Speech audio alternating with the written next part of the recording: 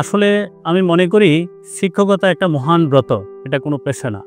আর যদি আমরা পেশা হিসেবেও ভাবি, তাহলে পৃথিবীতে যত পেশা আছে, সকল পেশার চেয়েও শিক্ষকতা একটা মহান পেশা। এবং এখানে অসংখ্য মানুষকে আলোকিত করার সুবর্ণ সুযোগ রয়েছে, যেটা অন্য কোনো প্রফেশনে থাকে না।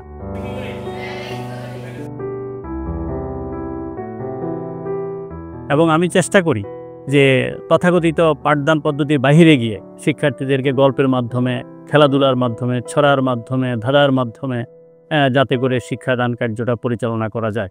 এবং একবিংশ শতাব্দীর চ্যালেঞ্জ মোকাবেলায় তথ্য প্রযুক্তি নির্ভর যে শিক্ষা ব্যবস্থা, তার সমস্ত কলাকৌশল ব্যবহার করে আমি পাঠদান করার চেষ্টা করি।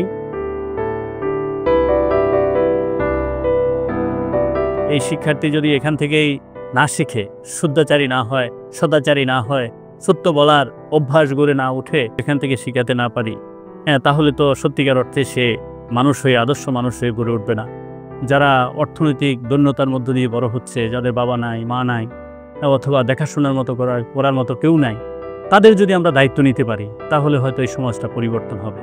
এবং সেই ক্ষেত্রে আমি আমার শিক্ষক মণ্ডলীকেও বলেছি যে আপনার 4টা সন্তান যদি থাকে, আপনি আপনার বেতনটা 4 ভাগ করতেন। আছে 2 সন্তান, ভাববেন আমার 4 সন্তান আছে, তাহলে ওই 2 সন্তানের জন্য একটা ভাগ রেখে দিবেন। যদি আমি নীতিনৈতিকতা সম্পন্ন আদর্শ মানুষ হই, আমার মাঝে যদি স্বচ্ছতা জবাব দিতে থাকে, তাহলে আমার শিক্ষার্থীরা আমাকে অনুসরণ করবে এবং তারা আমার কথা শুনবে। এবং আমি এক্ষেত্রে সফল হয়েছি। আমার বহু শিক্ষার্থী এখন ডাক্তার, প্রকৌশলী এবং নাসার গবেষকও আছে। আমার ছাত্র বিশ্ববিদ্যালয়ের শিক্ষক হয়েছে। আমি সেজন্য সত্যিই মনে হয় আলোকিত মানুষ গড়ার ক্ষেত্রে আমি ন্যূনতম তাদের পাশে দাঁড়াতে পেরেছি। তো সেই ক্ষেত্রে আমি নিজেকে সত্যিই সৌভাগ্যবান মনে করছি।